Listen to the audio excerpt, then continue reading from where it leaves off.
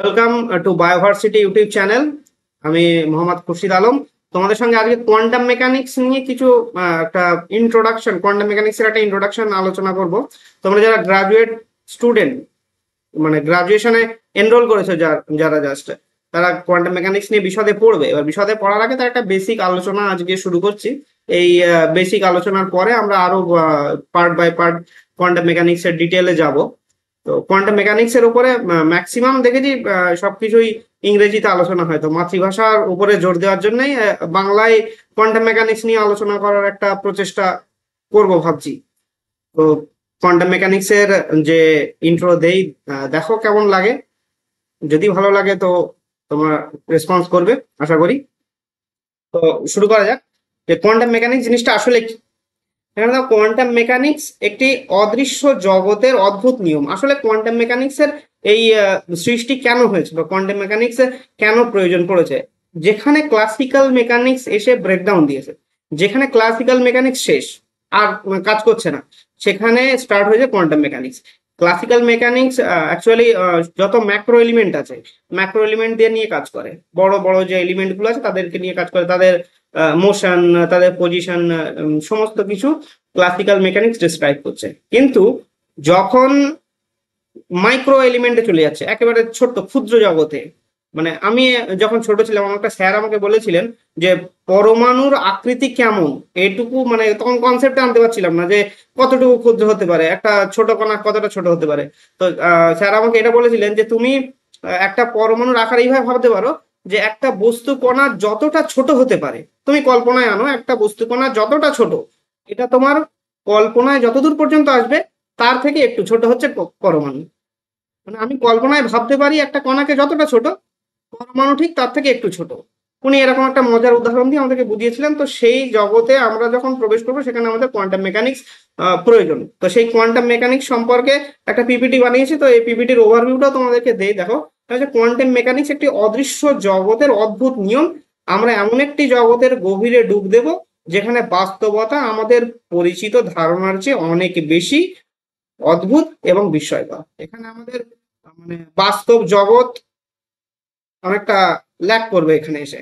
ঠিক আছে, এখানে বাস্তব জগতের সঙ্গে আমরা কানেকশন সেই হিসাবে এখানে করতে পারবো না। মানে সবকিছু যেন ইমাজিনারি হিসাবে মনে হবে, ম্যাক্সিমাম জিনিস সবকিছু ইমাজিনারি লাগবে। ঠিক আছে, তো এই কোয়ান্টাম মেকানিক্স কবে আবিষ্কার হয়েছিল, কিভাবে শুরু হয়েছিল, তার একটা গ্রাফ বানিয়েছি। দেখো যে 1900 সালের শুরুর দিকে ম্যাক্স প্লাঙ্ক, বিখ্যাত বৈজ্ঞানিক ম্যাক্স প্লাঙ্ক, তিনি কোয়ান্টাম ধারণা প্রবর্তন করেন 1900 শতকের দিকে, এবং যা হচ্ছে শক্তিকে নিরবিচ্ছিন্ন ভাবে বিভক্ত করার যে একটা প্রক্রিয়া, সেই নিয়ে উনি কথা বলেন।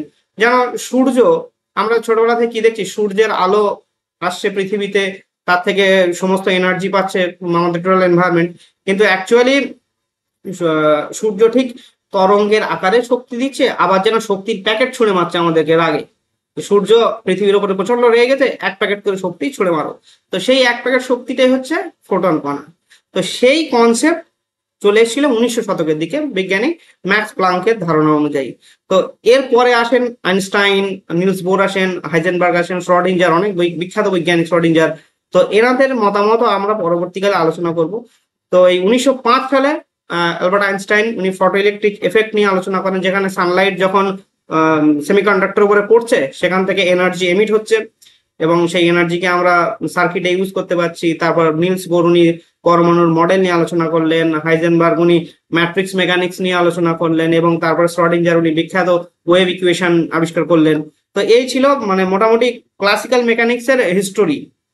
এরপরে আমরা দেখি যে পরবর্তীতে কি আছে, কণার দ্বৈততা বা আলোর দুটি রূপ। আমরা ছোটবেলায় পড়েছি যে আলো সরল পথে চলে, সরল রেখায় চলে, কিন্তু আলো কি আদতে সরল রেখায় সবসময় চলে?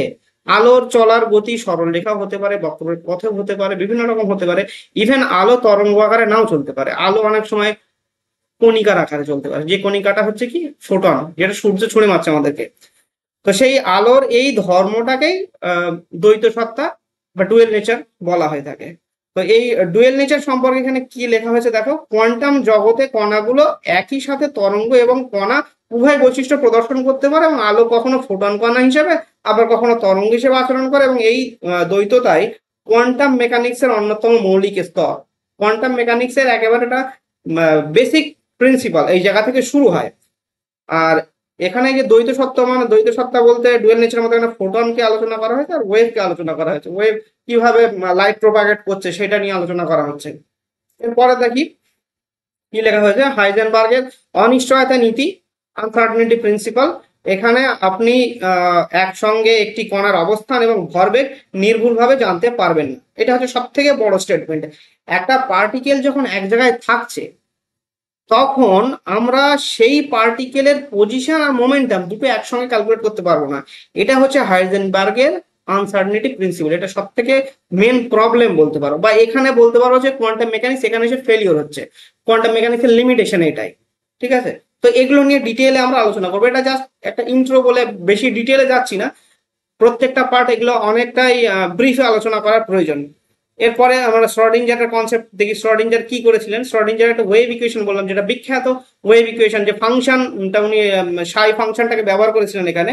যে এই সমীকরণে কোয়ান্টাম সিস্টেমের কণার তরঙ্গ ফাংশন সাই কিভাবে সময়ের সঙ্গে বিকশিত হয় তা বর্ণনা করে, এবং তরঙ্গ ফাংশন থেকে কণার সম্ভাব্য অবস্থান, শক্তি এবং অন্যান্য বৈশিষ্ট্য সম্পর্কে তা পাওয়া যায়। এটি কোয়ান্টাম মেকানিক্সের অন্যতম শক্তিশালী গাণিতিক হাতিয়ার। এটা ভীষণ বিখ্যাত একটি ইকুয়েশন। এই ইকুয়েশনটা কিন্তু কোয়ান্টাম মেকানিক্সে বারংবার ফিরে আসবে। ঠিক আছে, এরপরে চলো।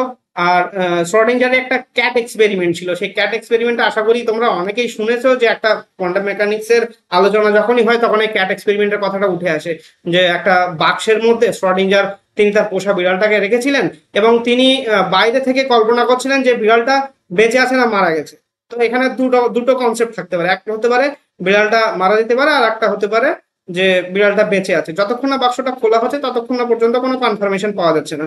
তো এটাই ছিল ওনার মানে যে ক্যাট এক্সপেরিমেন্টের উপরে। তো এটার উপরে অনেকে মজা করে বলে বিড়ালটা যদি ভেতর থেকে মেয়াও করে ডাকতো তো তখন তো বোঝাই যেত বাক্স না খুলেও। ঠিক আছে, তো এখানে বিড়ালের যে অদ্ভুত পরীক্ষা সেই সম্পর্কে একটা গ্রাফ দিয়েছি আমি, এবং ছোট করে কিছুটা লেখা হয়েছে এখানে দেখো, যে এটি একটি কাল্পনিক পরীক্ষা যা কোয়ান্টাম সুপারপজিশনের ধারণা ব্যাখ্যা করে। আর কোয়ান্টাম সুপারপজিশন একটা ইম্পর্টেন্ট জিনিস, সেটা এক্ষুনি বলবো একটু পরেই। যে কোয়ান্টাম সুপারপজিশন হচ্ছে যে প্রপার্টির উপরে একটা জায়গাতে যদি অনেকগুলো পার্টিকেল একসঙ্গে থাকে, প্রত্যেকের পজিশনকে অ্যাট এ টাইম আমরা প্রেজেন্টেশন দিতে পারি, অ্যাট এ টাইম আমরা ক্যালকুলেট করতে পারি সবার পজিশনটাকে। এর সঙ্গে কোয়ান্টাম এন্টাঙ্গেলমেন্টও আসে। ঠিক আছে, একটি বিড়ালকে যখন একটি বাক্সের মধ্যে রাখা হয় তখন একটি তেজস্ক্রিয় উৎস এবং একটি বিষের শিশি যদি থাকে, তো উৎস থেকে পরমাণুর ক্ষয় এবং বিষ নির্গত হবে, এবং কোয়ান্টাম মেকানিক্স অনুযায়ী এই বাক্স খোলার আগ পর্যন্ত বিড়ালটি জীবিত এবং মৃত উভয় অবস্থাতেই থাকতে পারে। এটাই হচ্ছে সুপার পজিশন, যে একটা পয়েন্টে বিড়ালটা জীবিত আবার মৃত, এটাই হচ্ছে সুপার পজিশন। এই অবস্থায় থাকতে পারে, যে আমাদের স্বাভাবিক ধারণা সম্পর্কে সম্পূর্ণ বিপরীত, এটা আমাদের নর্মাল কনসেপ্টের বাইরে থাকবে। ঠিক আছে, এবার এর গ্রাফট আছে, গ্রাফটা দেখতে পারো। এর পরবর্তী দেখো এই যে কোয়ান্টাম সুপারপজিশন এবং কোয়ান্টাম এন্টাঙ্গেলমেন্ট সম্পর্কে এখানে আমি লিখেছি। সুপারপজিশন তো অলরেডি বললাম। এন্টাঙ্গেলমেন্ট হচ্ছে কি, যখন দুই বা ততোধিক কণা এমন ভাবে সংযুক্ত থাকে যে একটি কণার অবস্থা পরিমাপ করলে তাৎক্ষণিকভাবে অন্য কণার অবস্থান আমরা জানতে পারি, এবং তাদের মধ্যে দূরত্ব যাই হোক না কেন, যত দূরত্বই থাকুক না কেন, তাদের আমরা এন্টাঙ্গেলমেন্ট দিয়ে আমরা তাদের পরিস্থিতি আমরা বুঝতে পারি।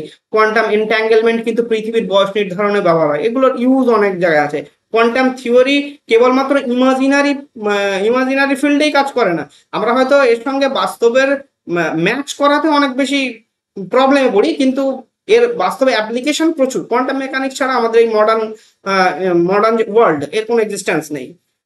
এবার এই কোয়ান্টাম মেকানিক্স কোন কোন ক্ষেত্রে আমরা ব্যবহার করে থাকি দেখো। কোয়ান্টাম কম্পিউটিং এ ব্যবহার করা হয়, মেডিকেল ইমেজিং এ ব্যবহার করা হয়, কোয়ান্টাম ক্রিপ্টোগ্রাফিতে ব্যবহার করা হয়, কোয়ান্টাম টেলিপোর্টেশনে ব্যবহার করা হয়।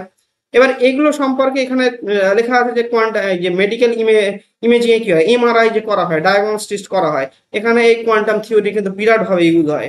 তারপর এই যে ক্রিপ্টোগ্রাফি, এখানে অভেদ্য যোগাযোগ, মানে তোমার ডাটা একদম বিরাট ভাবে থাকবে, এনক্রিপ্টেড থাকবে, তোমার ডাটা এখান থেকে কেউ লিক করতে পারবে না। ডাটা টেলিপোর্টেশনে এটা ব্যবহার করা হয়, এখানে ডাটা ট্রান্সফার করার জন্য এগুলো ব্যবহার করা হয়। কোয়ান্টাম ফিল্ড থিওরি, কিউএফটি বলা হয় এটাকে শর্ট ফর্মে। এর সাহায্যে তুমি একটা ইলেকট্রোম্যাগনেটিক ফোর্স এবং বিভিন্ন কণা ইন্টারাকশন নিয়ে তুমি এখানে আলোচনা করতে পারবে। এই জিনিসগুলো এই কোয়ান্টাম মেকানিক্সের মধ্যে এই জিনিসগুলো আসবে পরবর্তীতে।